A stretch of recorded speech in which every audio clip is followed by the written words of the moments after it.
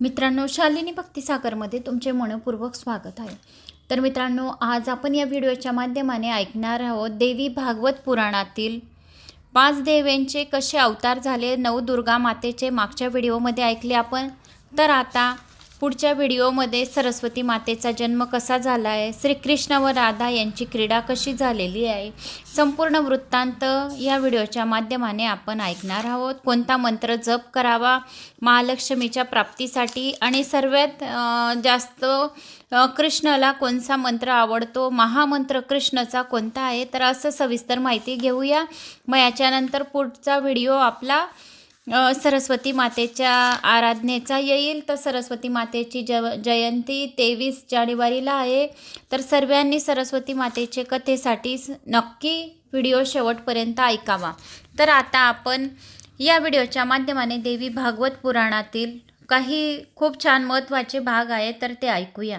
18 पुराणांमध्ये सर्वात श्रेष्ठ असे हे देवी भागवत पुराण आहे, ज्याच्या पदरी खूप काही जन्माचं पुण्य आहे त्याला जे देवी भागवत पुराण ऐकायला मिळेल। सहजासहजी हे पुराण कोणाला ऐकायला मिळत नाही। जर तुम्ही ऐकलं, तुमचा चेहरा आपण कोणी बघितला तरी पण त्यांना देवी भागवत पुराण ऐकण्याची पुण्यफळाची प्राप्ती होईल। स्पर्श पण झाला तरी सुद्धा सर्व पापांचा नाश झाल्याशिवाय राहणार नाही आणि आपली संपूर्ण सेवा ऐकल्याचे कुलदेवतापर्यंत जाईल। सर्वात अगोदर म्हणजे कुलदेवतेचा आशीर्वाद आपल्या घरावर असावा। कुलदेवतेचा जर आशीर्वाद राहिला तर आपली सर्व कामं सहजासहजी होतात। म्हणून देवी भागवत पुराण सर्वांनी ऐकण्याचे करावे, जास्तीत जास्त जणांना शेअर करावे। कोणी चॅनलला नवीन आलं असेल तर लाल बटनला सबस्क्राईब करून घ्या, ऑलवर क्लिक करा, जास्तीत जास्त जणांना शेअर करा। कुठून कोणत्या गावात तुम्ही माझा हा व्हिडिओ ऐकत आहोत आपल्या गावाची कमेंट्स नक्की करा। श्री गणेशाय नमो नमः। वक्रतुंड महाकाय सूर्यकोटी समप्रभ निर्विघ्नं कुरु मे देव सर्व कार्य शु सर्वदा। पहिली प्रधान नाश स्वरूपा देवी आहे गंगा। त्रैलोक्य पावन करणारी ती जलरूपा सनातनी अशी विष्णूच्या पदकमलापासून उत्पन्न झालेली गंगा नदी आहे। तर 5 देव्यांचे नवदुर्गा माताने कोणते कोणते रूप घेतले होते, 5 देव्यांमध्ये सर्वात महत्त्वाच्या देव्या कोणत्या आहेत, दुर्गा माता, राधा, लक्ष्मी, सरस्वती आणि सावित्री अशा 5 देव्या सांगितल्या होत्या मी तुम्हाला, संपूर्ण वर्णनसुद्धा सांगितलं होतं। तर आता हे गंगा भगवान विष्णूच्या पदकमलापासून उत्पन्न झाली आहे। अग्नी प्रदीप्त झाल्यावर ज्याप्रमाणे लाकडे जाळतो त्याप्रमाणे ती पापे लोकांची पापे भस्म करते गंगा नदी। गंगा नदीचं नाम स्मरण केलं, श्रवण केलं तरी पण सर्व पापांचे नाश होते। तिचा जर स्पर्श झाला गंगा नदीचा, या गंगाच्या पाण्याचा आपल्याला स्पर्श झाला तर सुकावं असून तिच्या पाण्यात स्नान केले, अगर पाणीसुद्धा प्राशन केले तरी पण आपल्याला मोक्षाची प्राप्ती होते। गोलोकात जाण्यासाठी ती सुखदायक जणू शिडी आहे। सर्वांसाठी जर आपल्याला गोलोकाची प्राप्ती करायची आहे, नरक यातनांपासून आपल्याला सुटका करायची आहे, तर गंगा नदीला सर्वात श्रेष्ठ पाणी आपण प्राशन करायचं। ती सर्व तीर्थांमध्ये श्रेष्ठ, नद्यांमध्ये श्रेष्ठ नदी आहे गंगा नदी। शंभू महादेवाच्या माथ्यावरच्या जटामुकुटावरील जणू मोत्यांची माळच आहे। भारतातील तपस्वी लोकांचे तपाची ती तात्काळ फळ देते। चंद्र, कमळ किंवा दुधाप्रमाणे तिची कांती आहे। शुद्ध स्वरूपा अशी ती निरहंकारा आणि निर्मळ व साध्वी असून नारायणाची सर्वात आवडती गंगा नदी आहे। दुसरी प्रधान अंशरूपिणी देवी आहे विष्णूची कामिनी तुळशी। ती नारायणाचे आभूषण असून सदैव तिच्या चरणांजवळ असते। फुलांमध्ये सर्वात श्रेष्ठ तुळशी आहे। तपश्चर्या, संकल्प, पूजा आदी शुभ कार्य पूर्णत्व नेणारी आणि पवित्र पुण्यदायक अशी तुळशीच्या दर्शनाने सुद्धा स्पर्शाने सुद्धा तत्काळ मुक्ती मिळते। जर तुळशीच्या झाडाजवळ उभे आहे तरी सुद्धा आपल्याला सर्व पापांचे नाश करून मुक्ती मिळते। तुळशीची माटी जर आपण कपाळाला लावली तर 4 धाम यात्रा केल्याचे आपल्याला पुण्यफळाची प्राप्ती होते। म्हणून तुळशी या जीवनात कलियुगामध्ये अतिशय महत्त्वाचे। तुळशीच्या दर्शनाने सर्व पापांचे नाश होते आणि मुक्ती मिळते। कलियुगात अग्निरूपिणी अशी तुळशी पापरूपी लाकडाचे भस्म तेव्हाच करते। तिच्या चरण कमलाच्या स्पर्शामुळे पृथ्वी पावन होते। तुळशीचा स्पर्श व दर्शन व्हावे आणि आपण शुद्ध व्हावे अशी तीर्थांना इच्छा असते। ती नसेल तर विश्वाची सर्व कामे निष्फळ आहेत। मोक्षार्थी पुरुषांनी मोक्ष देणारी, सकाम भक्तजनांची कामना पुरवणारी अशी ती आहे। ती कल्पवृक्षारूप आहे। भारतातील सर्व वृक्षांची अधिष्ठात्री देवी तुलसी माता आहे. भारतीयांना तृप्त करणारी ही तुलसी माता आहे. रोज तुळशीजवळ जो व्यक्ती दिवा लावतो त्याला धनाची आणि लक्ष्मीची प्राप्ती होते आणि त्याशिवाय त्याच्यावर महालक्ष्मी प्रसन्न होते आणि विष्णू भगवानचा आशीर्वाद राहतो. कारण सर्वात जास्त आवडती तुळशी ही भगवान विष्णूची आहे. जो तुळशीची रोज पूजा करतो त्या घरामध्ये कायमस्वरूपी महालक्ष्मी विराजमान राहते.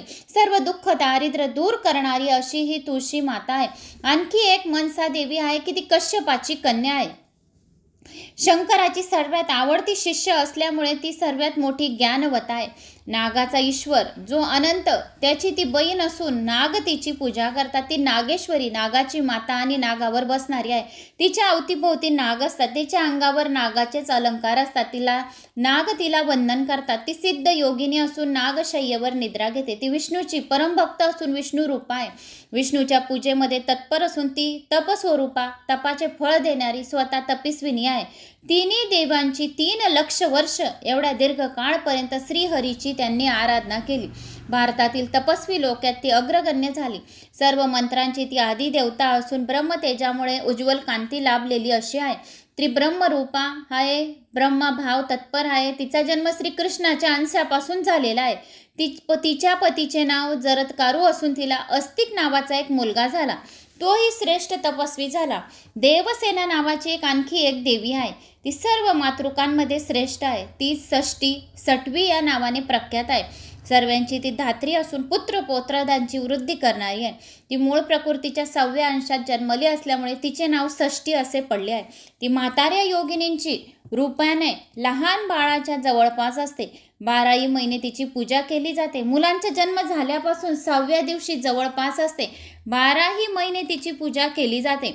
मुलाचा जन्म झाल्यापासून 6व्या दिवशी सुतिकागृहात तिचे पूजन करतात आणि 21व्या दिवशी पुन्हा मोठ्या प्रमाणावर पूजा करतात.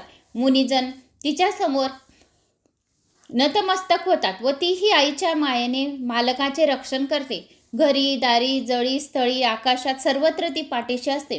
तशीच मंगलचंडिका नावाची प्रकृती अंशस्वरूप बालकाचे रक्षण करणारी एक देवी आहे. ती प्रकृतीच्या मुखापासून उत्पन्न झाली आहे. ती नावाप्रमाणे मंगल करणारी आहे. सृष्टी निर्मितीच्या वेळी ती मंगल स्वरूप असते तर संहार काळी ती विकट रूपिणी होते. त्यामुळे मंगलचंडी असे तिला सार्थ नाव पडले आहे. दर मंगळवारी तिची पूजा केली जाते. ती प्रसन्न झाली तर स्त्रियांना पुत्र पौत्र धनधान्य वैभव देऊन त्यांचे सर्व प्रकारे कल्याण करते. काली नावाची जी देवी आहे तिचे सामर्थ्य एवढे प्रचंड आहे की तिला कोप आला तर डोळ्यांची पापणी लावण्यात आता ती या विश्वाचा संहार करेल. शुभ्र व निशुंभ शुंभ व निशुंभ या 2 दैत्यांशी झालेल्या युद्धांच्या प्रसंगी ती मूळ प्रकृती दुर्गेच्या भाल प्रदेशापासून उत्पन्न झाली आहे. ती दुर्गेच्या अर्धा अंश एवढी आहे. तसेच गुणवती व तेजस्विनी तिची अंगकांती कोट्यावधी सूर्याप्रमाणे लखलखीत आहे. सर्व शक्तीमधील ती मुख्य असून सर्वात अधिक बलश्रेष्ठ आहे. ती संपूर्ण लोकांना सर्व प्रकारची सिद्धी देते. ती योगरूपिणी आहे. कृष्णाची भक्त असून त्यांच्यासारखी पराक्रमी आणि गुण असलेली अशी आहे. तिची एक विशेष गोष्ट अशी आहे की ती सतत कृष्णाचेच ध्यान करते असते. त्यामुळे तिचा रंग काळा झाला आहे. अशा त्या सनातन काली देवीचा एक निश्वास संपूर्ण ब्रह्मांडाचा विध्वंस करायला पुरेसा आहे. केवळ लोकशिक्षण व क्रीडा यासाठी तिने दैत्यांशी युद्ध केले. तिची पूजा केल्याने ती संतुष्ट झाली तर धर्म अर्थ काम व मोक्ष ही 4 फळे देते. वसुंधरा ब्रह्मदेवा सकट सर्व देवता मुनिजन 14 मनू आणि संपूर्ण मानवजात तिची स्तुती गातात. औषधी व वनस्पती युक्त अशी ती सर्वांचाच आधार आहे. रत्नाकार रत्नांच्या खाणी असणारी सकल रत्नांना सागरांना आश्रय देणारी अशी ती आहे. राजे लोक व प्रजानन तिची पूजन आणि स्तवन करतात. सर्वांची उपजीविका असणारी व सर्व संपत्ती देणारी ती आहे. ती नष्ट झाली तर या चराचर जगाला आधारच उरणार नाही. ती ही पृथ्वी सुद्धा प्रकृतीचाच एक अंश आहे हे ध्यानात घे. आता कोणकोणती शक्ती कुणाकुणाची पत्नी आहे ते सांगतो. अग्निदेवाची पत्नी जी आहे तिचे नाव स्वाहा देवी आहे. विश्वाकडून तिची पूजा केली जाते. तिच्या विना देव आहुत्या ग्रहण करू शकत नाही. यज्ञपुरुषांच्या 2 स्त्रिया आहेत. त्यापैकी दक्षना व दुसरी दीक्षा यांचा सन्मान सर्वत्र केला जातो. जो फार काय सांगू, परंतु दक्षना दिली नसेल तर सर्व कार्य निष्फळ आहे.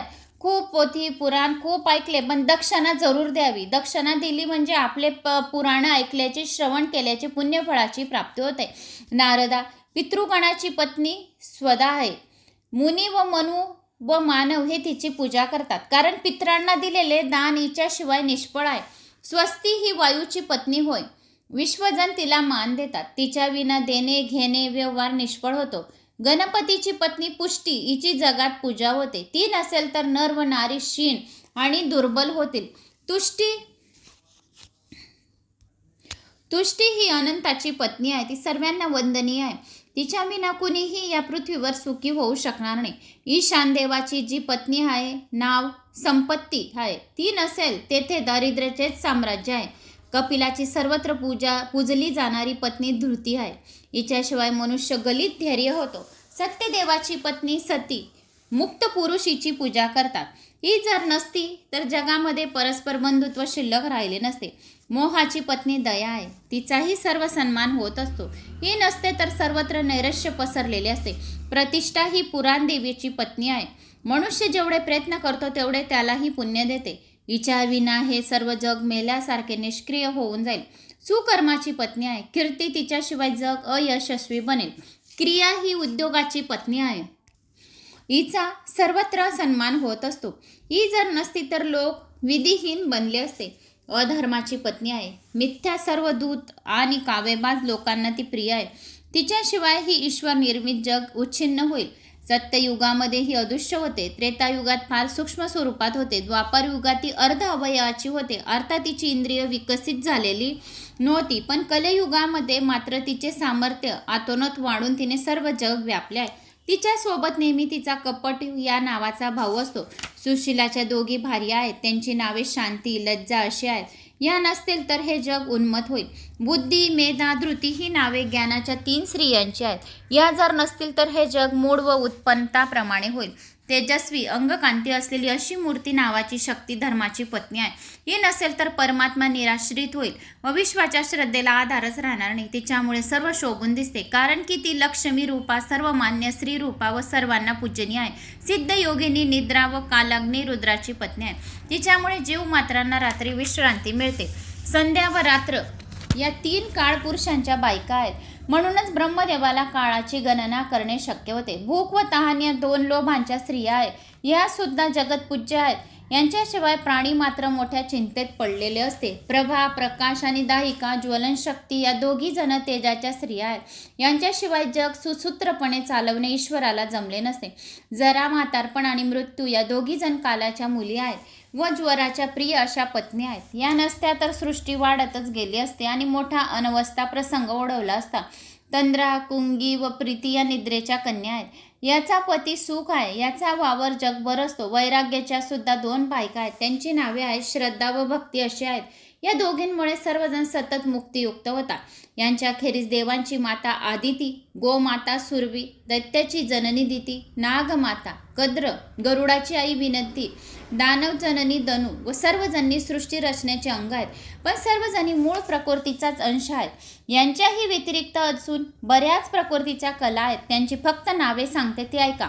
चंद्रपत्नी रोहिणी, सूर्यपत्नी सौज्ञा, मनुची श्री शतरूपा, इंद्राची पत्नी सची, बृहस्पतीची भार्या तारा, वसिष्ठ पत्नी अरुदंती, गौतमची पत्नी अहिल्या, अत्रीची पत्नी अनुसया, कर्दम मुनीची पत्नी देवहूती, दक्ष भार्यास प्रस्तुती, पित्रांची मानसी कन्या, अंबिकेची जननी मेनका, लोभापुत्र कुंती, कुबेरची पत्नी वरुण पत्नी, तसेच बळीची पत्नी विंध्यावळी, दैमंती, यशोदा, देवकी, गांधारी, द्रौपदी, शब्या, सत्यवती, वृषभानाची पत्नी राधा, रावणची पत्नी मंदोदरी, रामजननी कौसल्या, सुभद्रा, कौरव, बलरामची पत्नी रेवती, सत्यभामा, कलंदी, लक्ष्मणा, जावंती, नागनजिती, मित्रविंध्या, रुक्मणी, सीता आणि लक्ष्मी.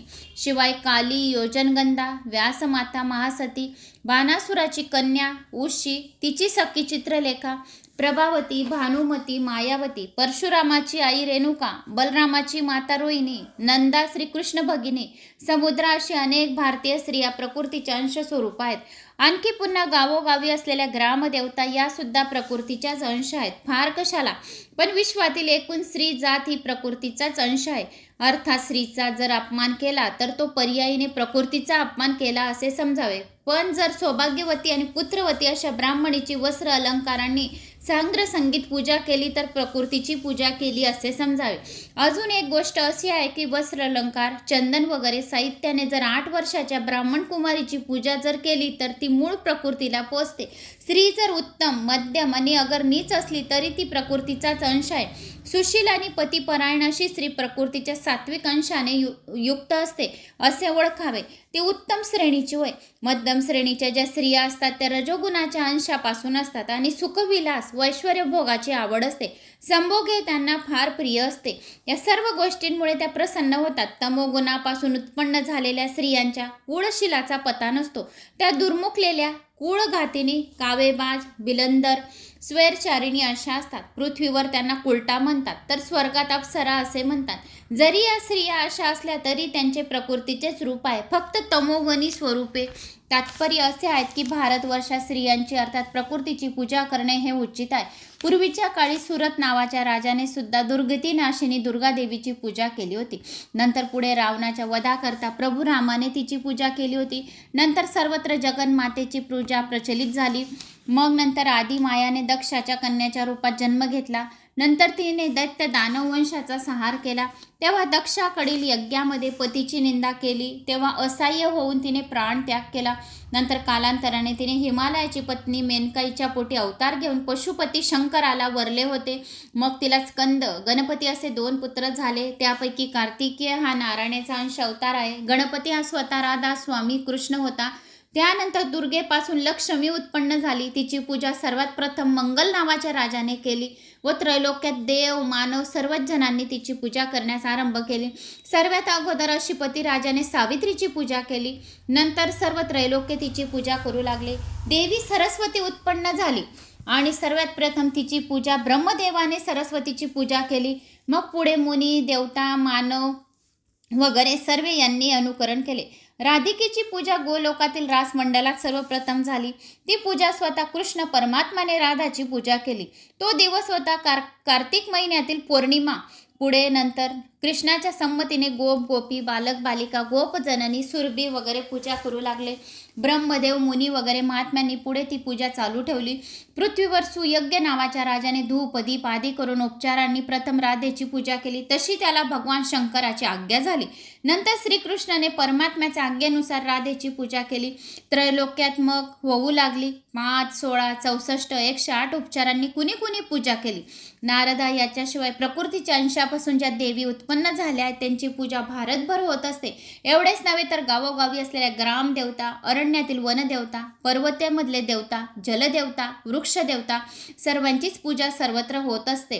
तर अशी ही जे कोणाची पत्नी कोणती होती तर हे संपूर्ण सांगितले. जो कोणी हे असे वत्सा नारदा, जो कोणी हे शक्तीचे पवित्र आख्यान ऐकवणारा भेटला या वाचले तर त्यांना दीर्घ आयुष्याची प्राप्ती होईल आणि त्यांच्यावर सर्व देवी देवतांचा आशीर्वाद प्राप्त होईल. तर असे हे सर्व कोणाची पत्नी आहे तर हे संपूर्ण वृत्तांत आख्यान आलेले होते देवी पुराणात.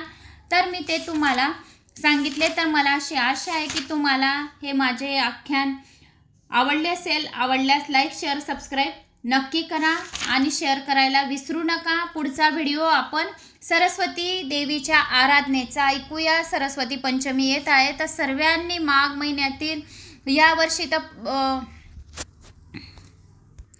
23 जानेवारीला सरस्वती पंचमी आहे. तर सर्वात महत्त्वाची सरस्वती पूजा कशी करावी, काय करावी, कोणत्या नैवेद्य द्यावा, कसे तिचे कवच आहे, हे संपूर्ण माहिती आपण देवी पुराणातूनच जाणून घेणार आहोत. तर सर्वांनी या देवी पुराणाचा लाभ घ्यावा आणि जास्तीत जास्त जणांना शेअर करावा. जय श्री महाकाल, जय माता दी.